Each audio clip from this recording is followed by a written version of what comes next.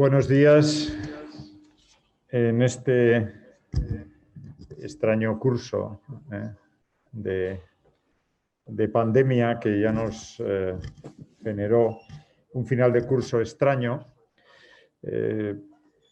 no tuvimos la ocasión de dar la palabra a un profesor ilustre de nuestra escuela que, bueno, pues que iba llegando a una edad jubilosa, como suele decirse.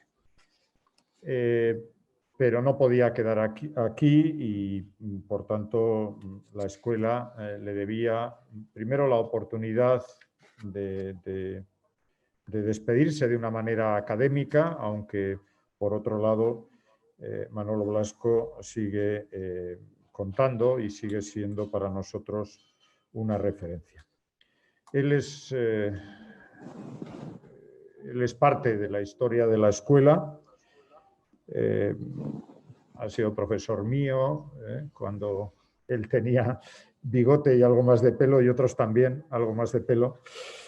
En esa transición de la escuela del viejo edificio al nuevo edificio, y donde siempre ha representado una inquietud constante por el fomento de la creatividad arquitectónica desde la implicación con las cuestiones de materia, de lugar, y yo diría también de juego, es decir, una visión lúdica del proyecto arquitectónico, entendiendo que en cada uno de los proyectos existe siempre una posibilidad de diversión, de disfrutar, de ofrecer una solución que además implique por parte del autor una extraordinaria capacidad de ofrecer nuevas visiones, de ofrecer visiones alternativas, de no quedarse conforme con la primera solución. Seguramente muchas de estas cuestiones las heredó de ese maestro común, pero especialmente reconocible en la trayectoria de Manolo Blasco, que es el profesor Curro Inza, Francisco de Inza. Sin embargo, no solamente es eso, sino una continuidad y una relación muy importante en su momento con Javier Carvajal, siempre con Rafael Moneo, cuestiones que han definido bastante su propio perfil académico y su perfil profesional. Tras trabajar como colaborador con Curro Inza, se instala en Tudela, y allí, con su mujer Belén Esparza, que nos acompaña, fundar su estudio, al que luego posteriormente se incorporaron otros colaboradores y su propio hijo Curro. Desarrolla, digamos, una labor tremendamente variada, que va desde el diseño del diseño gráfico, el diseño urbano, el diseño de mobiliario, hasta la restauración, la intervención y también el planeamiento o el diseño urbano. Yo creo que son muy reconocibles todos sus trabajos en materia de patrimonio. Muchos de los palacios recuperados en Tudela deben a su estudio la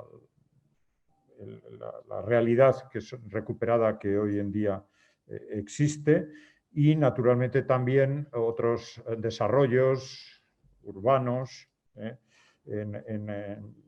en distintos ámbitos, pero, como digo, muy especialmente ligado a Tudela y a la Ribera de Navarra. Aunque en Pamplona también tenemos ejemplos como el Civivox u edificios y intervenciones que fueron en su momento muy importantes, como el primer proyecto para la estación de autobuses y el Conservatorio de Música, etc. Por tanto, yo creo que es de todos de sobra conocida el impacto que esa arquitectura ha tenido en la ciudad.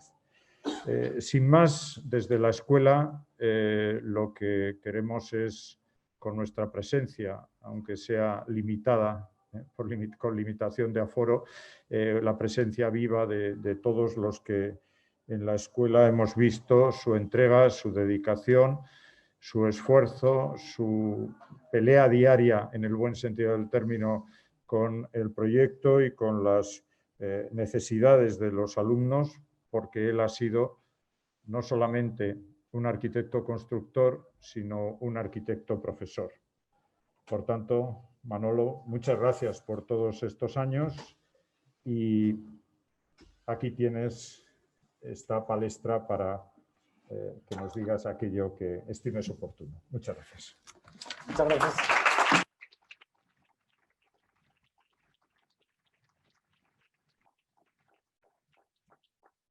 Muchas gracias, Miguel Ángel. Escuchándote y viendo lo que tengo escrito para poderlo leer con orden, me daban ganas de no leerlo. Hemos estado intentando poner las imágenes y no hemos podido hacerlo como estaba. Es decir, yo creo que las propias circunstancias del momento nos hacen ser de una manera determinada. A veces apetece más dejarse llevar por ellas y contar lo que a uno se le antoje a raíz justamente de lo que me acaba de pasar. Entonces, me gustaría, si es posible, decir que únicamente por la seriedad o por la obligación de contar algo, voy a seguir un poco el guión, pero sabiendo que no es lo que más en este momento me apetece, porque me apetecía mucho más casi la improvisación. No se me ha ido el miedo escénico. Después de estos más de 46 años de estar en este lugar hablando a vosotros, no se me ha ido el miedo escénico. Uno siente que esa especie como de sudor en las manos es un punto de adrenalina que luego hace volcarse y avanzar sobre lo que uno va a decir. En definitiva, esto empieza hace muchos años. Dices, yo no sé cuándo, pero es luego cuando uno intenta ser profesor, cuando uno intenta ser arquitecto, cuando uno intenta continuar sin más haciendo lo que cree que uno debe hacer. Hoy a la mañana hablamos de que tal vez lo más emocionante es buscar. Si uno busca, encuentra. Y si encuentra, bueno, pues le obliga a seguir en ese proceso sin final. Había una especie como de primera introducción, que era el arquitecto o profesor, que en definitiva es el dilema entre crear y enseñar. En una entrevista póstuma de George Steiner, hablaba de la duda personal entre el crítico docente frente al creador. Él se consideró siempre como transmisor del conocimiento, es decir, docente. Y dijo una cosa, que es, me faltó valor para crear. Después de leer a Steiner, en cualquiera de los articulitos que tenía en el New Worker, que eran tremendos, eran 20 páginas, con una frecuencia, creo que escribió más de 150, dice, que este hombre no se sienta creador. A mí me impactó en el que hacía una especie como de crítica y reconocimiento a un crítico de arte que empezó por poner al Guernica de Picasso, digamos, en su propia presencia por los suelos y, sin embargo, en los años 60 hace el mayor elogio que se puede hacer de una de las pinturas de Picasso. Y esto lo hace creando. Bueno, pues han pasado 6 meses desde que escribí este texto, que ahora me encuentro de nuevo preparando para este hoy ya realidad 9 de octubre. Porque tal y como se estaban desarrollando los acontecimientos, yo volví a tener la duda de si hoy podía volver a escribir, si hoy podía volver a hablaros. En este caso, la reflexión se propone como una especie de colofón dentro de la Semana de la Arquitectura. Y aunque también es una tentación hablar del momento actual de la disciplina, me ha parecido que es tal vez una oportunidad para hablar de la enseñanza de esta profesión en las escuelas. Es evidente, sin embargo, que la personalización que va a tener esta charla puede teñir de experiencia personal lo que quisiera que en el fondo fuese la transmisión del auténtico conocimiento de la arquitectura, vacuna para la supervivencia del oficio de arquitecto. cuando Miguel Ángel me pidió que diera esta charla, la última como profesor, no se dio cuenta, pero me citó para un viernes 13, fatal, tenía que salir mal.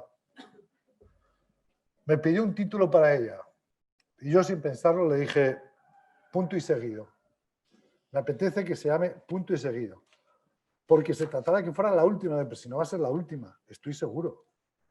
Si ya hemos seguido en otros flancos, pero no va a ser la última, seguro. Por lo menos en la parte que a mí me toca de profesor. En el fondo le estaba diciéndole que quería evitar todo aquello que aludiese al final de una parte de mi actividad.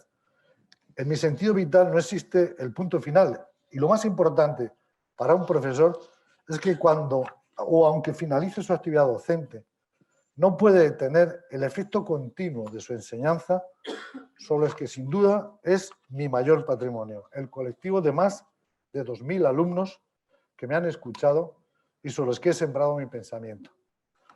Para un arquitecto que es además profesor, se produce el compromiso de atender en la experiencia profesional los conocimientos que luego se transmiten en clase. Así se entiende este punto y seguido, porque la enseñanza continúa y lo que he sido capaz de elaborar se ha quedado en el territorio de las aulas. Para hoy, y desde este compromiso con la escuela, he pensado en lo que debía decir y a quién me debería dirigir. En los 3 últimos años he intentado explicar a los alumnos de primero de qué va esto, de qué va el conocimiento de la arquitectura. Era una asignatura que se llamaba Anatomía Arquitectónica. También atendía a los alumnos de 5º curso, dándoles los epígonos consejos sobre la manera en que la construcción debe convertirse en su herramienta más certera y en la que pueden encontrar sus valores esenciales. El vocablo construcción se va a repetir reiteradamente en este texto, pero me gustaría entender que construir o explicar que construir es entender el proceso que surge desde la idea hasta la realidad con todas las circunstancias funcionales, económicas, culturales y tecnológicas. Y al final de este proceso emerge siempre la forma. En este entendimiento global del término construcción, el que, en mi opinión, debe transmitirse en la enseñanza de las escuelas de arquitectura.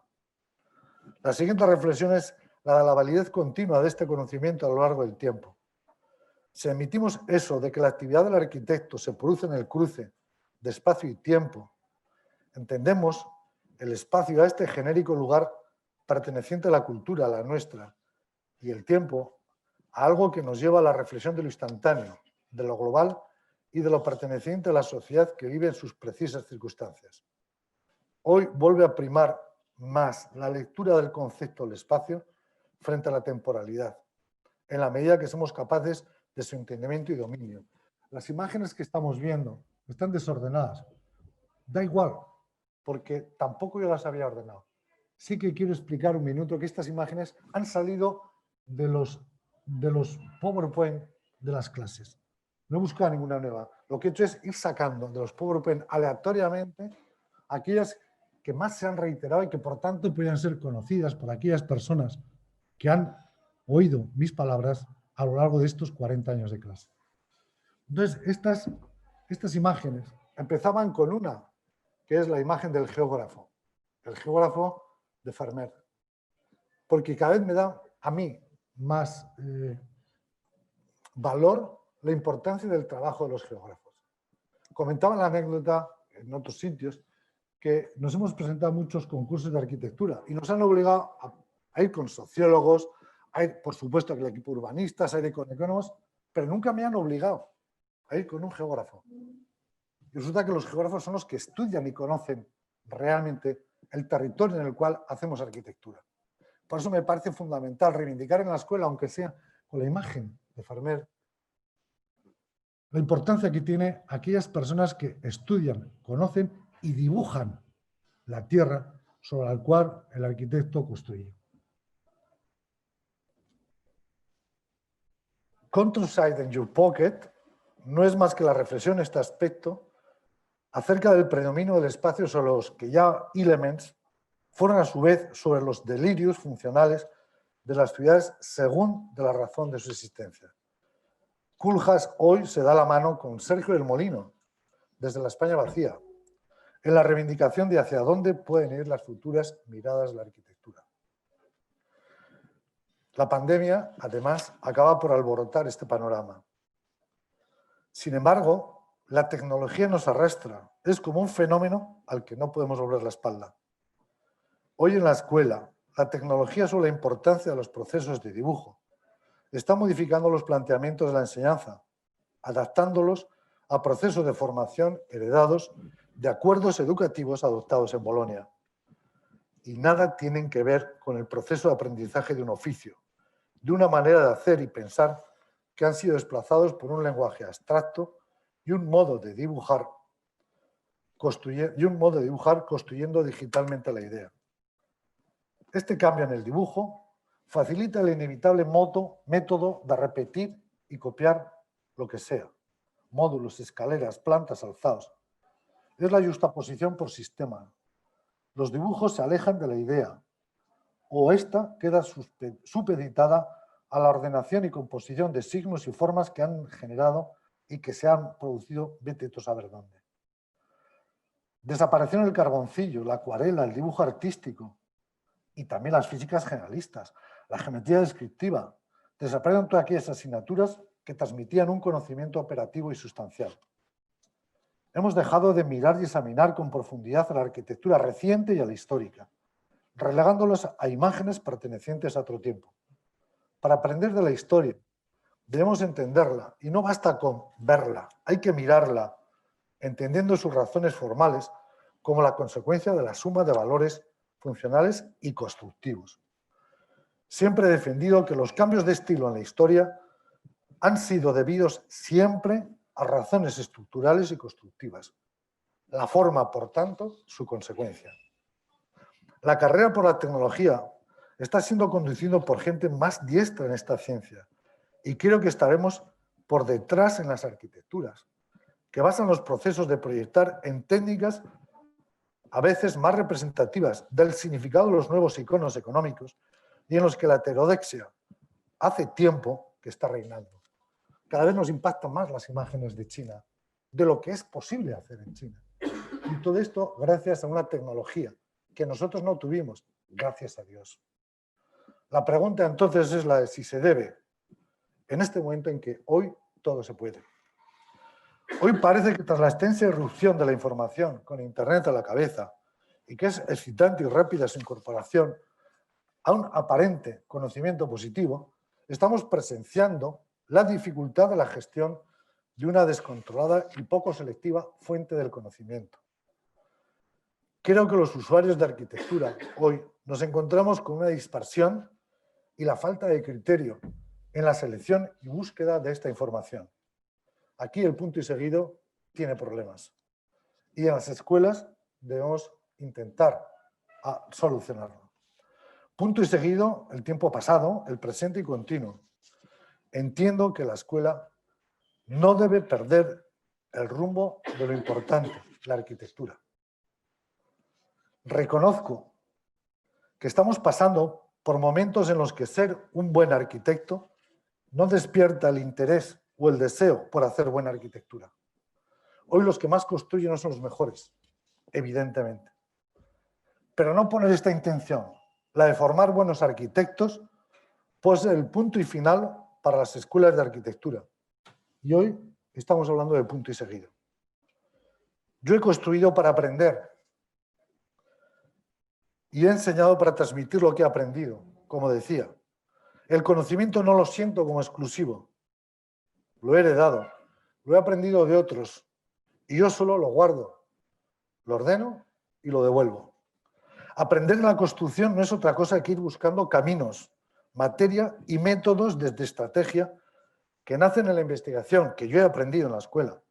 Entienden a esta como la síntesis de hechos que se vertebran en los talleres y críticas y conversaciones que brotan desde los proyectos. Ser diestro en este oficio de construir dará fuerzas para ser libres en la manera de pensar. Este camino, el mío, que lo cuento por si sirve de algo a alguien, nació en el 1967. Cuando vine a esta ciudad y a esta universidad para estudiar algo que me habían dicho que era como medio técnica y medio artística. Hombre, aquí era bonito, razón y corazón. No había que elegir, las dos, ambigüedad. Las secuoyas del campus me llegaban al ombligo. Y un día hubo un gran revuelo porque Monseñor Escrivá iba a celebrar una misa en la explanada de bibliotecas, que era donde estudiábamos arquitectura. Hoy las secuoyas son el símbolo del sentido que tiene fundar una universidad. Formar y educar con criterio. Eso fue de ayer, es de hoy y debe continuar siendo punto y seguido. Hoy también me apetece enseñarles una serie de imágenes que a lo largo de este tiempo me habían acompañado. Ahora tenía que haber empezado las imágenes. ¡Tatán! Y con un cierto orden. Pero bueno, son imágenes que tratan de distraer. En el fondo es un truco. Así miráis y no oís. Y me puedo permitir licencias que seguramente sin las imágenes no lo haría. Pero bueno, esto es la arquitectura. Corazón, pero también razón.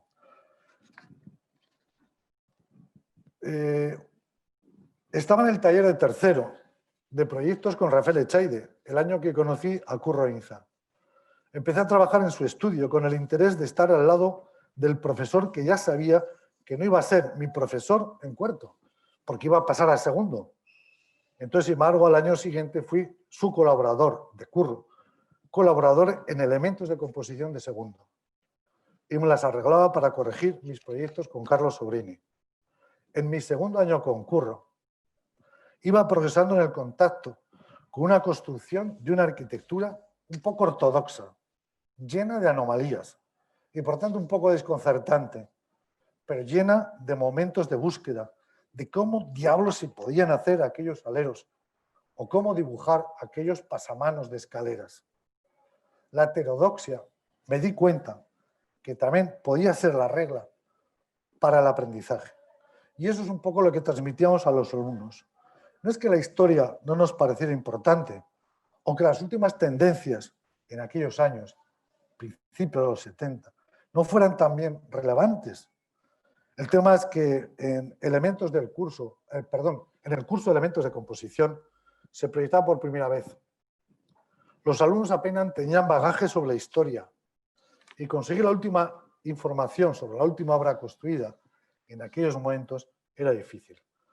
Por eso el método era descubrir la forma como resultado de un proceso de consecuencia funcional. Eran los años 70. Lo más innovador que había entonces era electrónico. Empezaban las calculadoras electrónicas.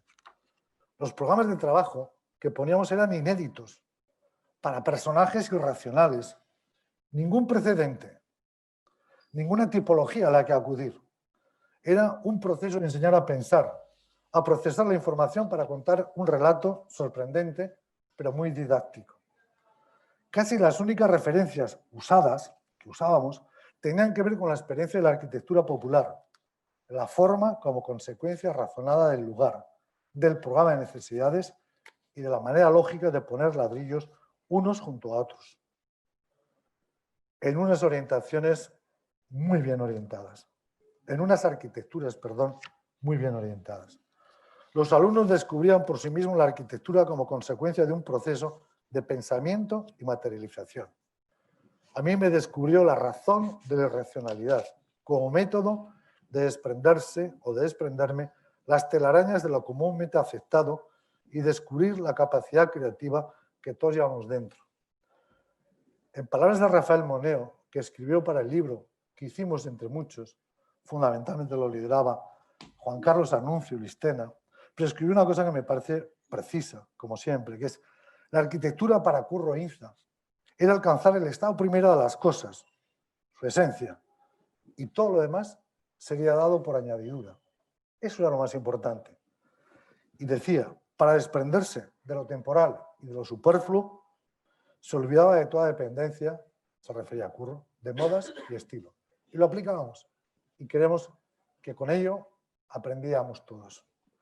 Y como siempre los acontecimientos nos llevan a otros acontecimientos, así la colaboración con Curro me llevó a colaborar con Belén Esparza, hoy mi mujer, y la madre de Curro, Blasco Esparza, apellidos que son el punto y seguido profesional que me han dado el soporte vital para que pudiera seguir mi actividad de profesor durante estos más de 40 años en la escuela.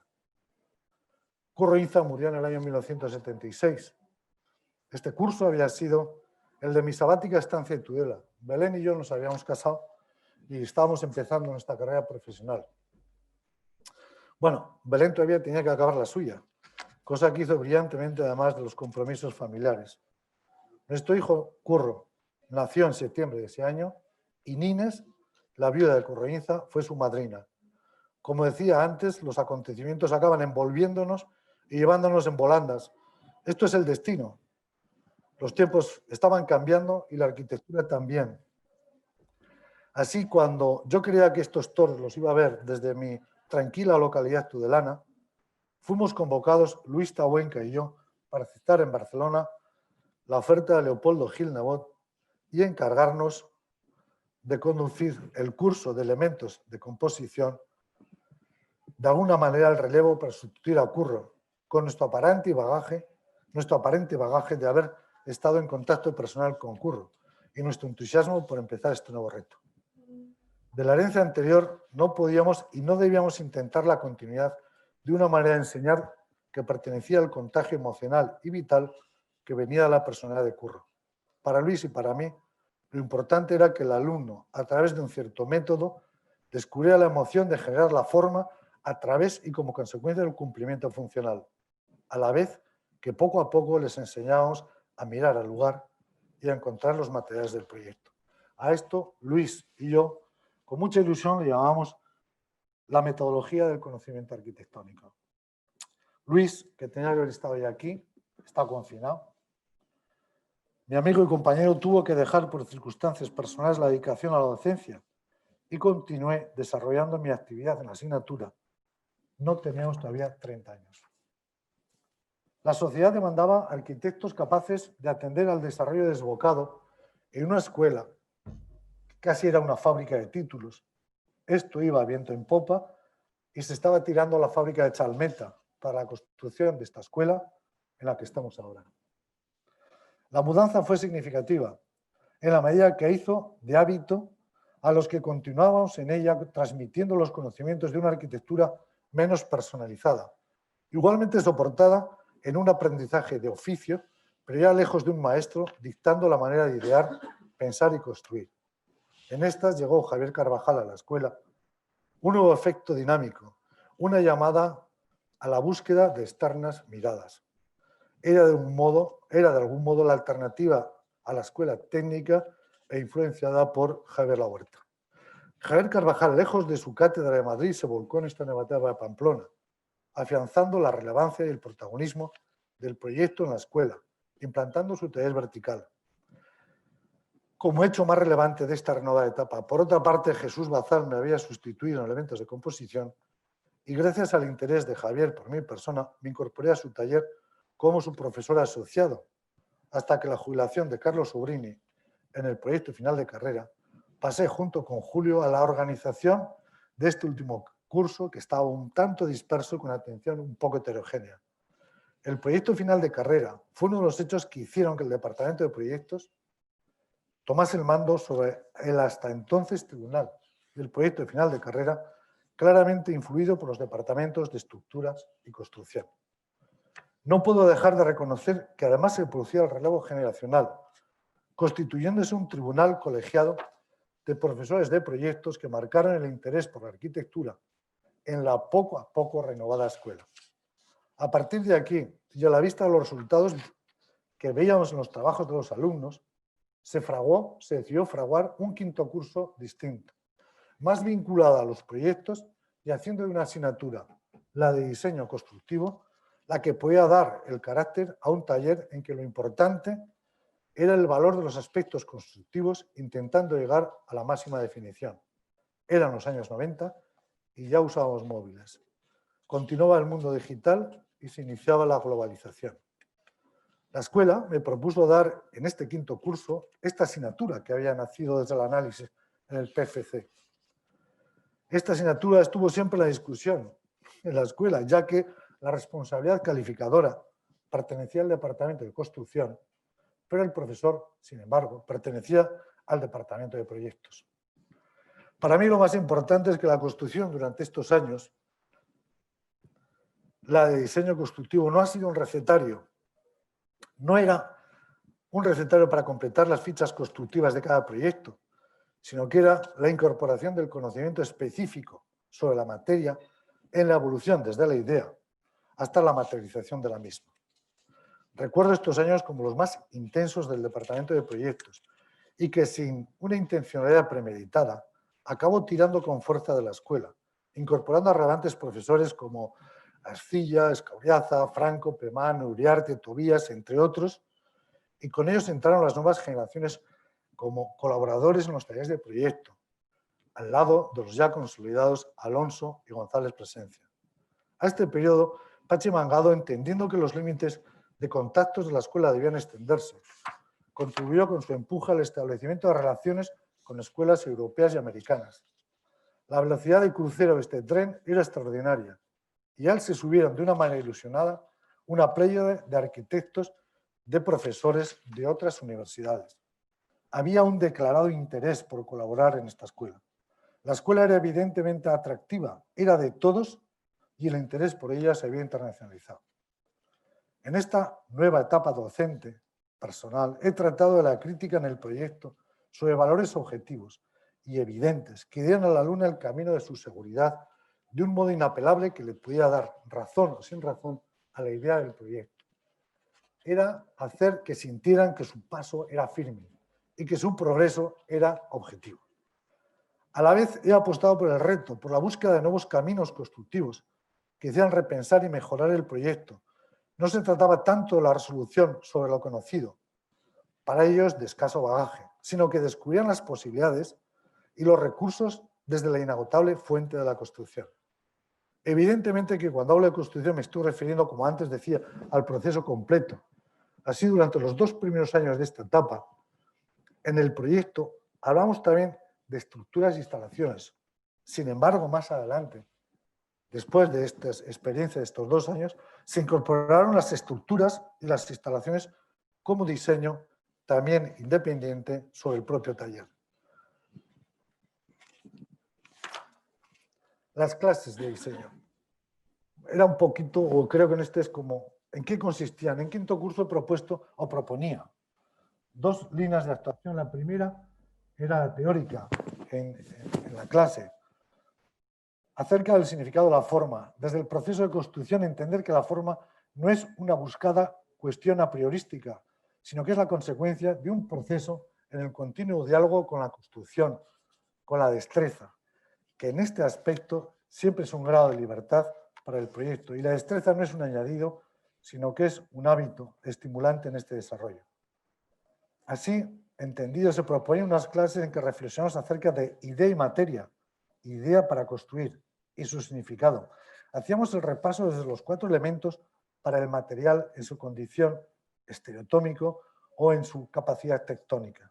Modelar o articular, construir o montar, como procesos que harán al proyecto nacer y desarrollarse junto con la condición funcional. Materia y material, la evolución tecnológica en el orden y transformación para su composición del proyecto. Piedra, madera, metal, vidrio, plásticos, como paleta, en la que buscar el apoyo de los porqués de la solución formal, la forma como resultado del proceso. El hormigón como materia compuesta, que es capaz de ser material total del proyecto, puede resolver todas las preguntas, sostiene, cierra y de una manera vital y brutal presta la forma. La segunda era en el taller. La segunda venía también colaborando con el taller, diseñando y poniendo atención a los elementos de la arquitectura, antes de que lo escribiera Culhas, hablando sobre los cimientos, hablando sobre la cubierta, pero entendiendo a los cimientos como la relación de la arquitectura con el suelo, o la cubierta como la relación de la arquitectura con el cielo. De alguna manera, no consistía en enseñar a rellenar fechas, sino en enseñar a proyectar lo ligero, lo alto, los aspectos más no cuantitativos sino cualitativos de la arquitectura, nacen juntamente con la idea en la materia que la va a sustanciar. En el taller enseñar a diseñar con la palabra, que también lo hacíamos, era hacer ver cuánto el dibujo y su cualidad debía ser precisado o definido con la descripción escrita. Además, y formando parte del proyecto escrito, esta es la gran atención al obligado ajuste de las nuevas normas que han y seguirán apareciendo en este complicado oficio. Esto es una de las grandes, para mí, tragedias, y es que no enseñamos en la escuela a convivir con este cada vez más complicado proyecto. A veces me imagino qué pensaría Palladio si hubiera tenido que entregar el proyecto de control de calidad, gestión de residuos o los precios descompuestos de sus villas. La arquitectura se complica, la práctica de la arquitectura se hace más compleja y el arquitecto se responsabiliza cada vez más por temas inéditos en su proceso de formación. Paralelamente, en este proyecto cada vez más complicado, hay que ser más precisos en la definición de la constitución de la idea. Dicho de otro modo, la complicación del proyecto deja la idea más vulnerable en los procesos económicos en los que está inmersa la construcción. Esto significa que hay que estar atento para que el proyecto se arme y se fortalezca, definiendo los documentos cómo y de qué manera se deben articular las unidades que se dibujan en los planos.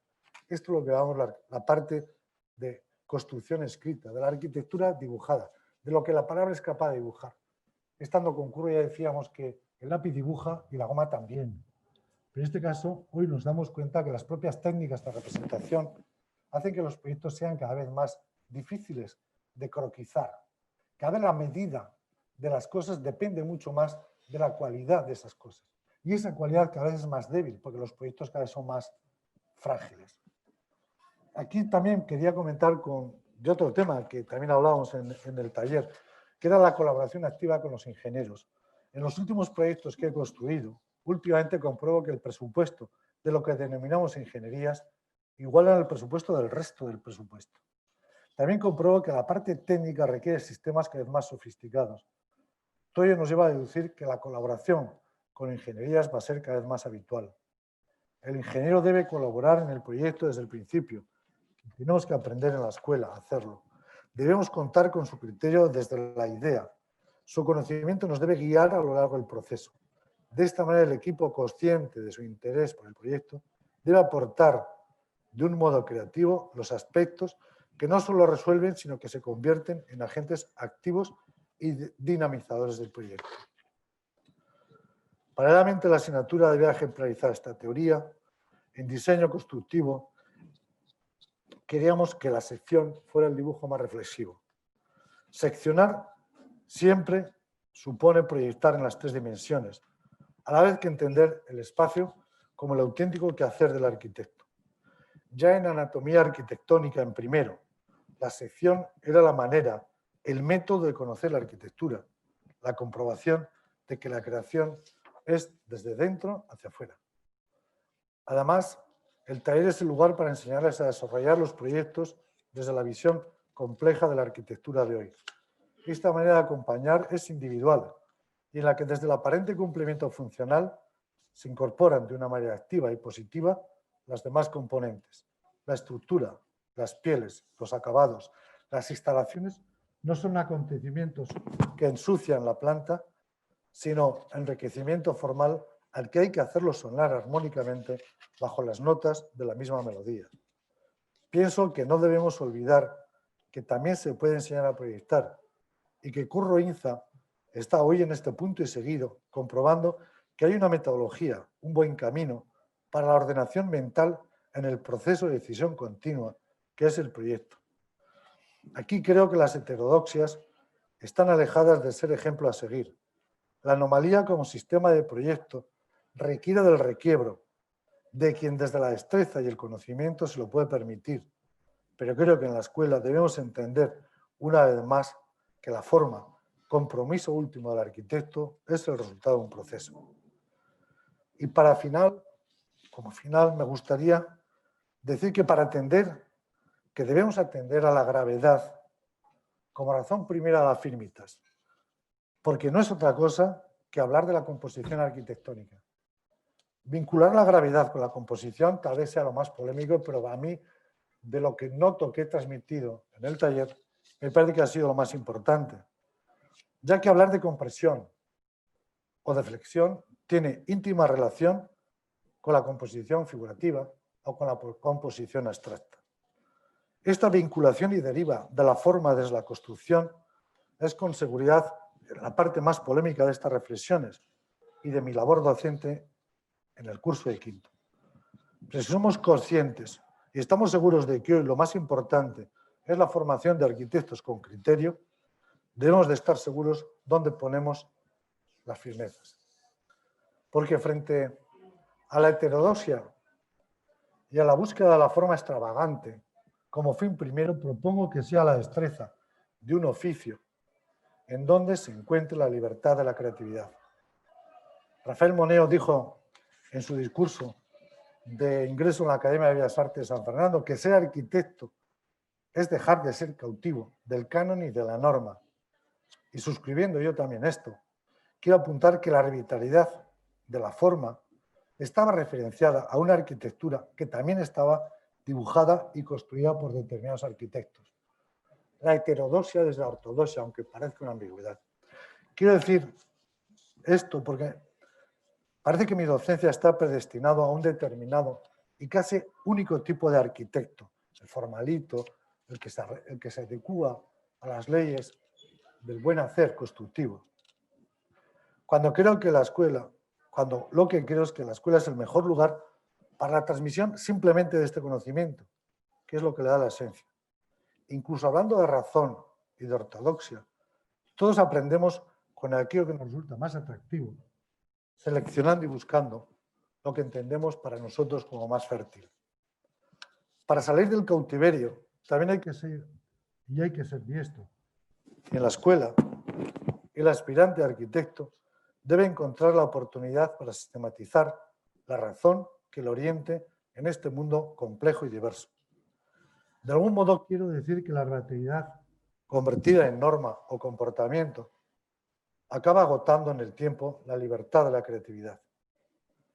En mi tiempo, durante estos años, he impartido lo que para mí era mi verdad y mis certezas, pero no para convertirlas en las vuestras, sino para que las pongáis en dudas y desde ella encontrar vuestro propio camino, que debe ser de progreso a la vez que de incertidumbre. Es mi manera de sentir este punto y seguido de hoy, pero mío y vuestro. Muchas gracias.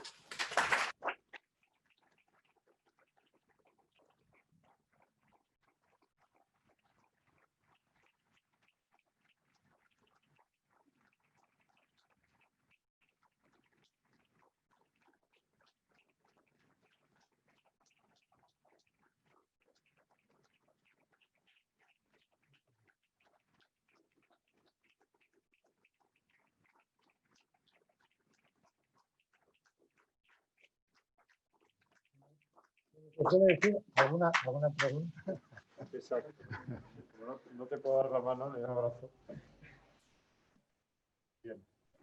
Si alguien quiere intervenir desde el público que nos acompaña, pues bueno, pues puede ser el momento, ¿no? Pero creo que después de esta expresión, bien, alguien se anima. Jorge, por favor. No voy a hacer una pregunta porque yo solo quiero agradecerte el tiempo que hemos compartido juntos estos últimos años y he aprendido mucho de ti, todos los que estamos en la sala lo hemos hecho, y sobre todo quiero agradecerte lo mejor que yo he podido aprender, que es tu vocación de profesor. Creo que eso ha sido siempre el compromiso que has tenido siempre con los alumnos y también con los que hemos estado a tu alrededor. Y solo quería agradecerte. Te invito a un café. Te invito a un café. Porque aquí no se trata de ganar, se trata de convencer. Y el convencer es esfuerzo. Y cuando uno está en una escuela en la cual se siente parte de ella y al lado de gente que es lo mismo que el espacio que estamos, pero yo creo que trabajamos con interés. Sí que hay cosas en esta escuela que me gustaría que fueran cambiando y hoy me parece que los cambios deben introducirse desde la evolución del dibujo, porque lo comentamos a la mañana también. Creo que los cambios van a mucha más velocidad que los cambios que sentimos cuando estamos estudiando en la escuela. Hoy el tiempo nos hace ir a una velocidad digital y, por tanto, más allá de la capacidad de reacción que tiene la escuela. Hoy ya no es una copia mecánica, ya no es una copia mecanizada la que justificaba a la repetición, lo hablamos mañana de Walter Benjamin. Hoy es una copia digitalizada, en donde en el proceso de digitalización aparece una nueva imagen, una nueva forma, un nuevo ente por encima del propio que la ha creado. Hoy la gente busca una cosa y a través del proceso digital es capaz de crear. El primer acto de creación desaparece. La copia digital mata la creación. Debemos ser conscientes de eso, porque los métodos asumidos sin más nos hace llevar a la copia y a la repetición. Y en esa copia y repetición aparecer una nueva estructura. No lo sabía decir, pero me gustaría seguir insistiendo en ello. Manolo, me sumo al agradecimiento de Jorge. Te quería pedir, a ver si es posible, que nos dieras un consejo a todos los profesores que estamos aquí para nuestra carrera docente. Pero cuando digo a todos los profesores que estamos aquí, me refiero a los profesores de geometría, a los de instalaciones, a los de construcción, a los de estructuras, a los de proyectos, a los de urbanismo, a todos los profesores. Un consejo que nos toca a todos. No sé. No, es muy difícil. O sea, vamos a ver, puedo dar mi consejo. Yo creo que a la mía me preguntan qué aconsejarías al alumno que empieza. Y al profesor que empieza, al profesor que sigue, yo creo que busque, que no caiga en la rutina. La rutina es el peor de los amigos. Es lo contrario a lo que significa investigar. Investigar es buscar. Y si buscamos, encontramos. Y hoy lo que está pasando nos hace sentir, o nos debe hacer sentir, que lo que estamos enseñando, lo que estamos diciendo, es algo absolutamente contingente. Porque lo que está pasando hoy, ahora, nos debe servir para mañana. Si somos conscientes de esto, necesitamos dos cosas, que es buena salud para poder seguir trabajando y, desde luego, capacidad de lucha. O sea, lucha en el buen sentido de la palabra. Y poco más. No me siento capaz de decir, pues antes había unas... Es que eso es lo que ha cambiado. O sea, las fuentes del conocimiento, las fuentes de la información, eso es lo que siento que ha cambiado. Yo cuando tuve que hacer mi humilde tesis, allá por el año 90, algo así, los libros tuve que fotocopiarlos en Italia, los de las teorías de intervención. Hoy están traducidos y en cualquier... te los puedes bajar en cualquier lado. Hoy la fuente de información la tenemos ya con nosotros. Hoy el problema es seleccionar esa fuente de información. Las primeras veces que yo tuve que preparar clases desde Internet, sentí que era maravilloso. Y dije, pues qué rápido. Esto, aquí iba a hacer diapositivas, mandarlas a revelar, montarlas, los carruseles. Era un tormento. Lo hacía directamente. Hoy el problema que me encuentro es que el criterio para seleccionar las imágenes, ese es el tema. Saber, porque las imágenes se convierten en lo que yo estoy transmitiendo. Porque habéis visto, estos son de las casas de construcción. Si hay alguno aquí que le da clase, yo no he dado con imágenes distintas. No hay fórmulas de la mezcla de materiales de agua cemento. No están eso lo dan en construcción. Yo lo que hacía era que entendieran que esos materiales procedían de unas materias, que es lo que hacía que el edificio fuera horizontal, vertical, alto, bajo, pesado, ligero. Y que cuando alguien tiene una idea, lo que le apoyaba yo es a provocarle en esa idea, no al revés, a decirle. Y que las críticas que hacíamos, y así lo hacíamos con Jorge, contigo también, es decir, pues me parece un poco atrevido. Más, busca, equivócate. Que equivocarse en la escuela es investigar. Entonces, en ese sentido, bueno, pues es seguir hablando, pero ahora estaríamos ya... ¿Cómo cortamos esto? Siguiente pregunta, por favor. Muchas gracias. Una cosa que me gustaría decirte, ya sabéis que no soy de hablar en público precisamente, pero al ser uno de esos 2.000 alumnos que has tenido, creo que ninguno de los 2.000 se ha podido olvidar de ti. Muchas gracias.